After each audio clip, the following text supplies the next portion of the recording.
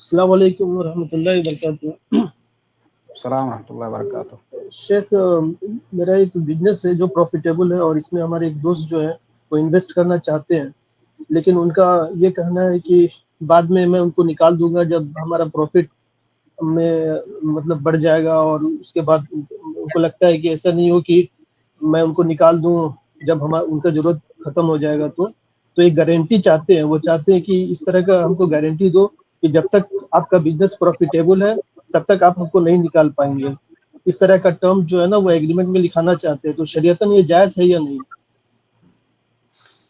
دیکھیے، آپ جس مسئلے کے بارے میں پوچھ رہے ہیں اس کو مضاربت کہا جاتا ہے۔ ابھی تھوڑے دنوں پہلے ایک کانفرنس ہوئی تھی IISc میں، تو اس میں یہ موضوع بھی زیر بحث آیا تھا۔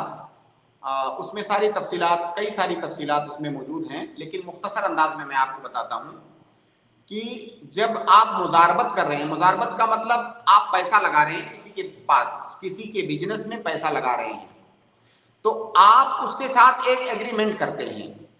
اس ایگریمنٹ میں دونوں آدمی اپنی رضامندی سے کوئی وقت مقرر کر سکتے ہیں کہ ہمارا یہ جو پارٹنرشپ ہے یہ فلاں وقت تک چلے گا، 6 مہینہ، سال بھر، جتنے پر بھی دونوں کا آپس میں اتفاق ہو۔ اور ظاہر ہے یہ اتفاق دونوں آدمیوں کی رضامندی سے ہوگا۔ اگر دونوں آدمی کسی خاص وقت پر راضی ہیں کہ فلاں وقت تک، تو کوئی دقت نہیں ہے، بس دونوں آدمی راضی ہونے چاہیے۔ اور وہ فلاں وقت جو بتا رہے ہیں وہ وقت ایسا ہو جو منضبط ہو۔ جیسے آپ نے کہا 6 مہینہ، معلوم ہے 6 مہینہ کب آئے گا، سال بھر پتا ہے ہم کو سال بھر کب مکمل ہوگا، لیکن اگر آپ کہیں کہ جب تک فائدہ ہوگا، جب تک فائدہ ہوگا یہ تو کچھ بھی نہیں پتا ہے، یہ تو کچھ بھی نہیں پتا ہے کب تک فائدہ ہوگا، کل تک ہوگا، 10 سال تک ہوگا، کچھ نہیں پتا ہے۔ تو اگر آپ وقت متعین کر رہے ہیں تو وہ وقت معلوم ہونا چاہیے۔ تو وقت متعین کرنے میں کوئی دقت نہیں ہے اگر وہ معلوم ہے تو، کیونکہ اگر معلوم نہیں ہوگا تو بعد میں جھگڑا ہوگا۔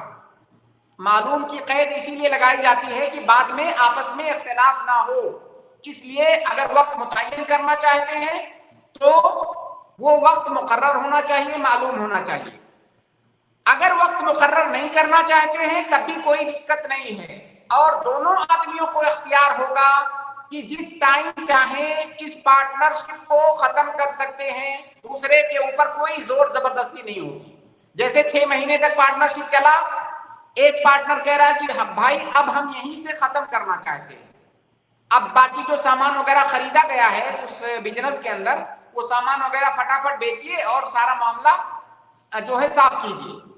تو دونوں آدمی جب چاہیں اس کو ختم کر سکتے ہیں۔ اسی لیے شرکت المضاربہ جو ہے یہ فقہا کی اصطلاح میں کہتے ہیں من العقود الجائزہ، یہ جائز عقود میں سے۔ جائز کا مطلب ہوتا ہے کہ دونوں پارٹیاں جب چاہیں اس کو ختم کر سکتی ہیں۔ ایسا نہیں ہے کہ جب دونوں راضی ہوں گے تبھی ختم ہوگا، دونوں میں سے کوئی ایک مطالبہ کر سکتا ہے کہ بھائی اب ہم اس کو ختم کرنا چاہتے ہیں۔ جب ختم کرنا چاہ رہے ہیں اس وقت حساب کتاب کیجئے، اور جو پرافٹ ہوا ہے اس پرافٹ میں حسب اتفاق دونوں آدمی اس پرافٹ کو تقسیم کر لیجیے، تو اس میں کوئی حرج نہیں ہے۔ ایک دو باتیں اور اہم باتیں آپ کو بتاؤں جو کہ آپ نے پوچھا بھی نہیں ہے سوال میں، لیکن وہ ضروری ہیں کہ یہ پارٹنرشپ جو ہو رہی ہے، جیسے ایک آدمی 1 لاکھ روپیہ لگا رہا ہے کسی کے پاس، کسی کے بزنس میں، تو پہلی بات تو دونوں کے درمیان یہ اتفاق ہونا چاہیے کہ 1 لاکھ سے جو فائدہ ہوگا اس فائدے میں کتنا پرسنٹ دونوں کا ہوگا۔ فکس اماؤنٹ نہیں ہونا چاہیے جو کہ ہندوستان میں چل رہا ہے۔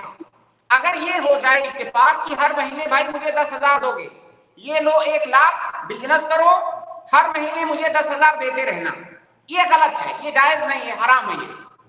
بلکہ اتفاق کیا ہونا چاہیے کہ یہ لو 1 لاکھ روپیہ بزنس کرو، جو بھی پرافٹ ہوگا اتنا پرسنٹ آپ کا اس پرافٹ میں سے، اتنا پرسنٹ میرا، 40، 50، 60، 70، 80 جتنا بھی اتفاق ہو، کوئی قید نہیں ہے اس کی کہ 40% آپ کا، 60% میرا، 50% آپ کا، 50% میرا۔ تو پرسنٹ میں ہونا چاہیے پرافٹ کا اتفاق پرسنٹ میں ہونا چاہیے، فکس نہیں ہونا چاہیے۔ تیسری ایک اور اہم بات کہ اگر یہ 1 لاکھ کا جو کیپٹل ہے بزنس کرتے ہوئے کل کو اگر اتفاق سے لاس میں چلا گیا، ڈوب گیا، جو کہ کئی دفعہ بزنس میں ہو جاتا ہے. بزنس میں کئی دفعہ کیپٹل بھی ڈوب جاتا ہے.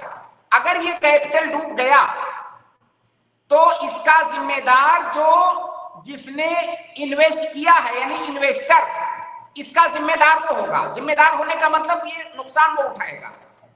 اگر فائدہ ہوا تو فائدہ تو دونوں کے درمیان تقسیم ہوگا حسب اتفاق.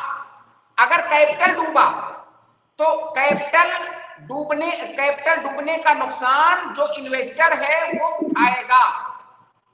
اس کا کیپٹل ڈوبا, سامنے والے کی محنت ڈوبی, گویا کہ دونوں نے نقصان اٹھایا. تو ہندوستان میں عام طور سے جو لوگ انویسٹ کرتے ہیں کہتے ہیں اتنا روپیہ لیجئے, اتنے ہزار روپیہ مہینہ مجھے دیتے رہیے گا. یہ سود ہے, یہ جائز نہیں ہے, یہ ربا ہے. لہذا جو ہے ایک تو نفع متعین نہیں ہونا چاہیے, پرسنٹ میں ہونا چاہیے. دوسرا, کیپٹل اگر ڈوب رہا ہے تو اس کی ذمہ داری جو جس کے پاس انویسٹ کر رہے ہیں اس کی نہیں ہوگی, بلکہ وہ نقصان انویسٹر اٹھائے گا. اور بھی کئی سارے شروط ہیں, لیکن ان دونوں میں عام طور سے خرابیاں پائی جاتی تھی, اس لیے ان کو میں نے پن آؤٹ کرنا ضروری سمجھا.